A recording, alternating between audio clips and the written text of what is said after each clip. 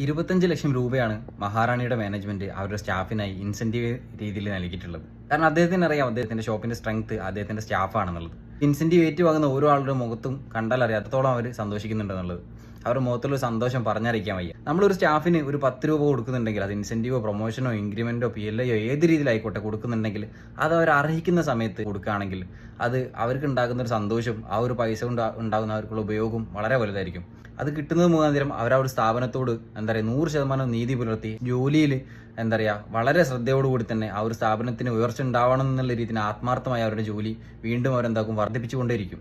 എന്നാൽ ചില ആളുകളുണ്ട് തനിക്ക് എത്ര കിട്ടിയാലും തന്റെ സ്റ്റാഫിന് ഒരു 10 രൂപ പോലും കൊടുക്കാതെ അടുത്ത മാസം അല്ലെങ്കിൽ അതിനടുത്ത മാസം എന്ന രീതിയിലേക്ക് നീട്ടി കൊണ്ടുപോകുന്ന ആളുകളുണ്ട്. അവർ മനസ്സിലാക്കുന്നില്ല അവർ സ്ഥാപനത്തിന് ഉണ്ടാവുന്ന വളർച്ച നശിച്ചുകൊണ്ടിരിക്കുകയാണെന്നുള്ളത്. നിങ്ങൾക്ക് ഒരു സ്ഥാപനമുള്ള ആളുകളാണെങ്കിൽ നിങ്ങൾ ചെറിയൊരു എമൗണ്ട് എങ്കിലും ഒരു ഇൻസെന്റീവ് എന്ന രീതിയിൽ കൊടുക്കുകയാണെങ്കിൽ അവർക്കത് വളരെ വലിയ സന്തോഷമാവും. അവർ ആ സ്ഥാപനത്തിനോട് 100% നീതി പുലർത്തി തന്നെ വർക്ക് ചെയ്യുകയും ചെയ്യും.